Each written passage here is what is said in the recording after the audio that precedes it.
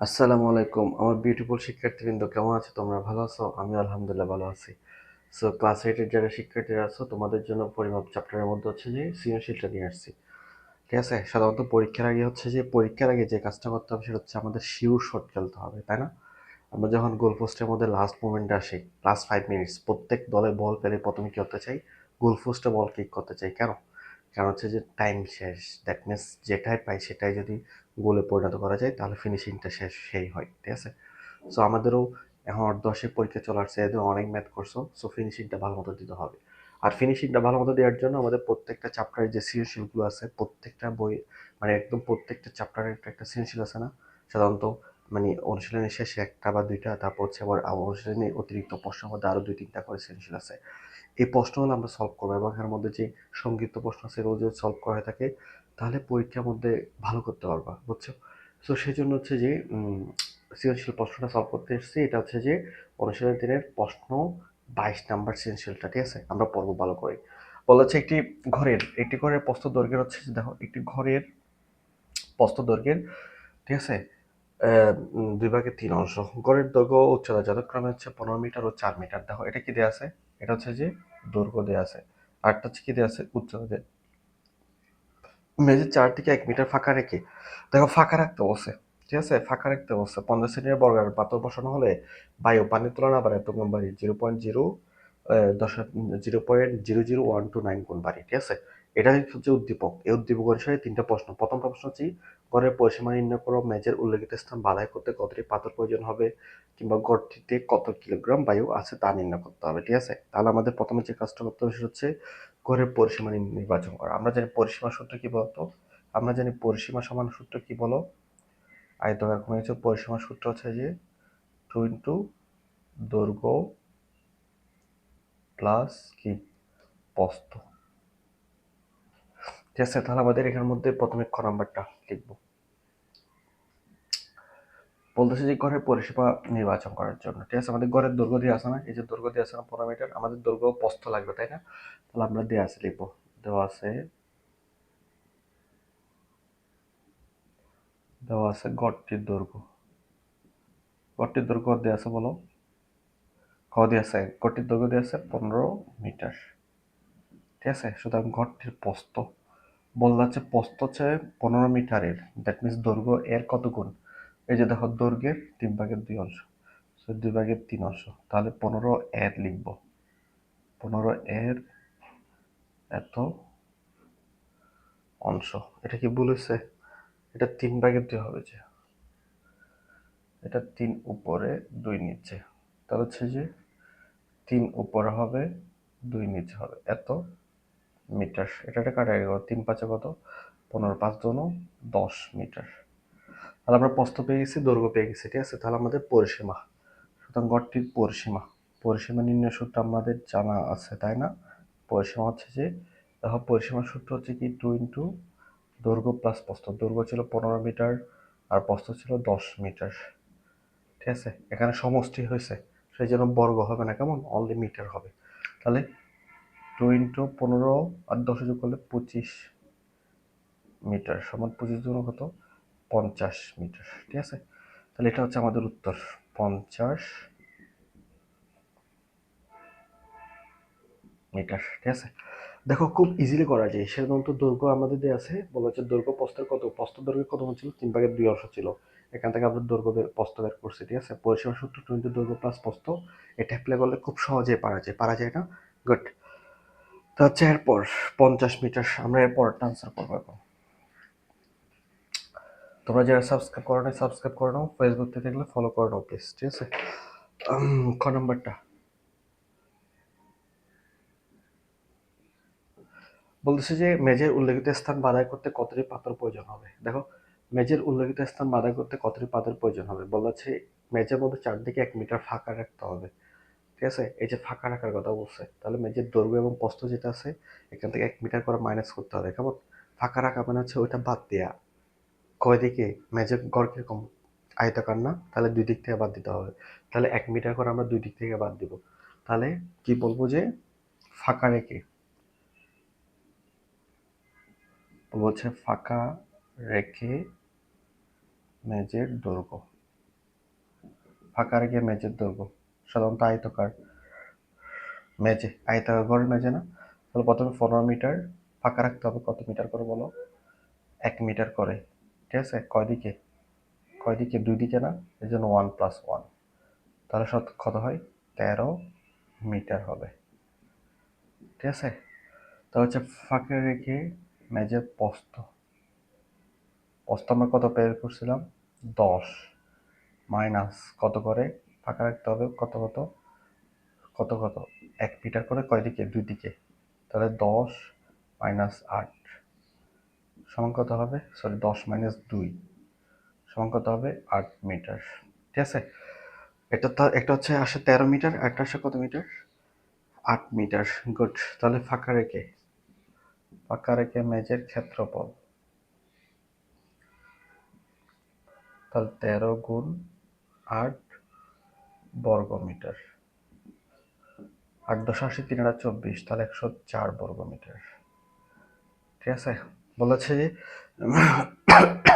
বাধায় কতটি পাথর প্রয়োজন হয়। এখন আমি পাথর নিয়ে কাজ করব। পাথরটা কেমন ছিল দেখছো? পাথরটা ছিল বর্গাকার। পাথরটা কেমন ছিল? বর্গাকার। আমরা জানি বর্গাকার ক্ষেত্রে এক বাহুর দৈর্ঘ্য হচ্ছে যে যত হবে তার ক্ষেত্রফল হচ্ছে বাহুর দৈর্ঘ্য স্কয়ার, মিনস এটা বাহুর দৈর্ঘ্য স্কয়ার কনভার্ট হবে। বাট এখানে এগুলো ছিল মিটারে, বাট এটা কি দেখছো? সেন্টিমিটারে। আমরা সেন্টিমিটার থেকে কিসে নিয়ে যাব? মিটারে। লিখব বর্গাকার একটি পাথরের দৈর্ঘ্য। বর্গাকার একটি পাথরের দৈর্ঘ্য কত ছিল বলো? 50 সেন্টিমিটার। আমরা যদি এটাকে মিটারে কনভার্ট করি তাহলে 100 দ্বারা কি করব? ভাগ করব। 50/100 সমান কত হবে? 0.2 বছর হবে, তাহলে 0.5 মিটার। 0.5 মিটার। সুতরাং বর্গাকার একটি পাথরের ক্ষেত্রফল বাহুর দৈর্ঘ্য স্কয়ার, অর্থাৎ 0.5 মিটার স্কয়ার বর্গ মিটার সমান কত হবে? 0.25 বর্গমিটার।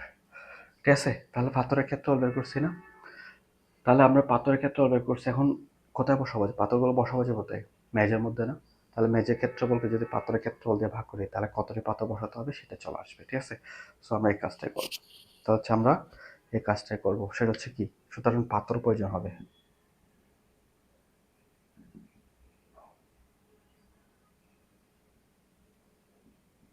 পাথর প্রয়োজন হবে কত মিটার? আমাদের টোটাল হচ্ছে মেজে হচ্ছে 104, আর পাথর প্রয়োজন হচ্ছে 0.5 যেটা, তাহলে এতটি মেজের ক্ষেত্রফলকে পাথরের ক্ষেত্রফল দিয়ে ভাগ করব। তাহলে 104কে যদি 0.25 দিয়ে ভাগ করে তাহলে কত আসে? ক্যালকুলেট করো। কত আসে? 416টি। উত্তর, পাথর প্রয়োজন হবে কয়টি পাথর প্রয়োজন হবে? 416টি পাথর প্রয়োজন হবে। ঠিক আছে, তাহলে এটা খুব সহজে করা যায়। কেউ করছে দেখো, মেজের দৈর্ঘ্য বলা হচ্ছে 1 মিটার করে ফাঁকা রাখতে। এই যে 1 মিটার করে কি রাখতে? ফাঁকা রাখতে। 1 মিটার করে কি রাখতে বলছিল? ফাঁকা রাখতে। সেই জন্য দৈর্ঘ্য, সাধারণত দৈর্ঘ্য 2 পাশ না, একটা মেজ হচ্ছে আয়তাকার হয়, তার 2 পাশ, তাহলে এই জন্য 2 পাশ। 1 মিটার করে 2 মিটার 2 পাশ থেকে বাদ দিছি। প্রস্থের ক্ষেত্রে 2 মিটার বাদ দিছি। ঠিক আছে, তাহলে ক্ষেত্রফল, নতুন ক্ষেত্রফল যেটা পাইছে বলা আছে, যেটা ক্ষেত্রফল পাইছে ওটাতে কি বসাতে হবে? পাথর বসাতে হবে। তাহলে বড় একটি পাথরের দৈর্ঘ্য, প্রথমে এটাকে সেন্টিমিটার ছিল মিটার কনভার্ট করছি, ক্ষেত্রফল বের করছি। আমরা জানি বর্গের কোনো কিছুর ক্ষেত্রফল বের করতে চাইলে বাহুর দৈর্ঘ্য স্কয়ার, তাহলে পাথরের দৈর্ঘ্য হোল স্কয়ার। ঠিক আছে, তাহলে 0.25 মিটার। সুতরাং পাথর প্রয়োজন হবে সমান এই যে যেটা জায়গার পরিমাণ ছিল, মেজের পরিমাণ ছিল, সেই মেজরকে যদি পাথরের কি দ্বারা, ক্ষেত্রফল দ্বারা ভাগ করা হয় তাহলে কয়টি পাথর প্রয়োজন হবে সেটা খুব সহজে পারা যায়। ঠিক আছে, তোমরা অনেক ভালো মতোই বুঝছো, এটাই আমি আশা করি, কারণ তোমরা সবাই আমার অনেক বিউটিফুল এবং মেধাবী শিক্ষার্থী, কিন্তু সো এটাই আমি আশা করি। ঠিক আছে, তাহলে হচ্ছে এখন যে ম্যাথগুলো, নাম্বারটা, গড়টিতে কতটি, নাম্বারটা আনসার করবো। বলা হচ্ছে গড়টিতে কত কিলোগ্রাম বায়ু আছে তা নির্ণয় করো। সাধারণত বায়ু যখন বলবে, বায়ু কি আমাদের দৈর্ঘ্য প্রস্থের দিকে থাকে? উপরে দেখে না? ঠিক আছে, সুতরাং বায়ু কত আছে, বা চৌবাচ্চার মধ্যে হচ্ছে কি পরিমাণ পানি ধারণ করে, চৌবাচ্চা কি দৈর্ঘ্য প্রস্থের দিকে থাকে? উপরে থাকে না? গুড। তাহলে হচ্ছে যে সাধারণত কোনো কিছুর যদি বলে যে সব দিকের কিছু বের করতে, তাহলে আমাদের দৈর্ঘ্যকে নিতে হবে, প্রস্থকে নিতে হবে, আরেকটা কি নিতে হবে? উচ্চতাকেও নিতে হবে। দ্যাট মিনস 3 ডাইমেনশন, প্রত্যেকটা মাত্রাকে ইউজ করতে হবে। ঠিক আছে, সো আমাদের যেহেতু এই যে বলতে হচ্ছে কত কিলোগ্রাম বায়ু আছে, বায়ু তার দৈর্ঘ্য প্রস্থের দিকে থাকবে না, সব দিক দিয়ে থাকবে যে না, সেই জন্য আমরা হচ্ছে দৈর্ঘ্য প্রস্থ উচ্চতা তিনটাই বের করবো। এবার দেখো এই যে দৈর্ঘ্য প্রস্থ উচ্চতা তাহলে দেয়া আছে, আমরা পাইছি না এর আগে পাইছি না গর্তের কত পাইছি, দৈর্ঘ্য পাইছি না, গর্তের দৈর্ঘ্য গর্তের দৈর্ঘ্য কত ছিল, 15 মিটার ছিল।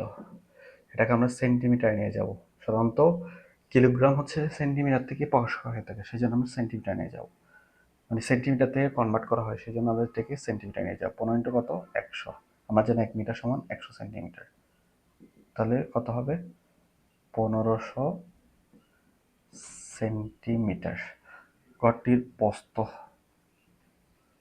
কত হবে বলো, প্রস্থ ছিল 10 মিটার, যেটা আমরা বের করছিলাম, তাহলে 10 গুণ 100 সেন্টিমিটার, তাহলে কত হবে 1000 সেন্টিমিটার।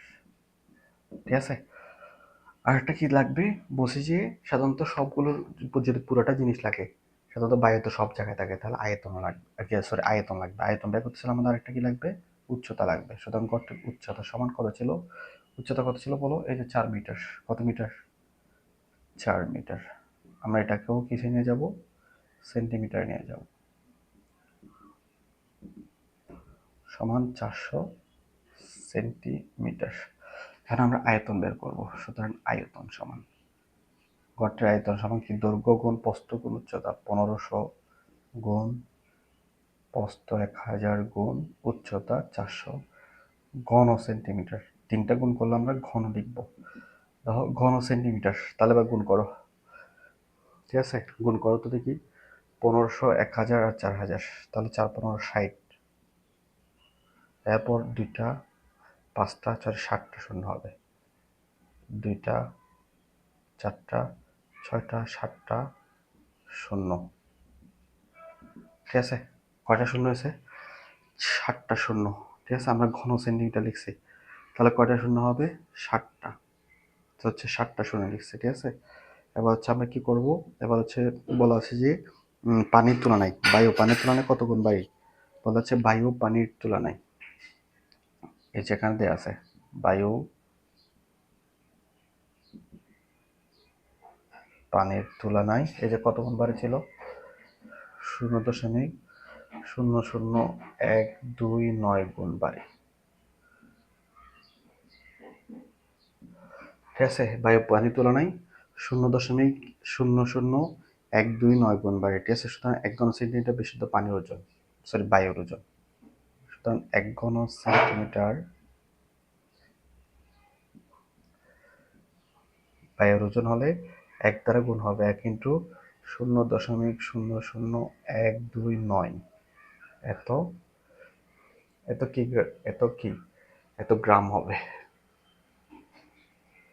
সুতরাং এই যে আমরা যেটা পাইছি সেটা, সুতরাং 60 1 2 3 4 5 6 7 8, 8টা শূন্য,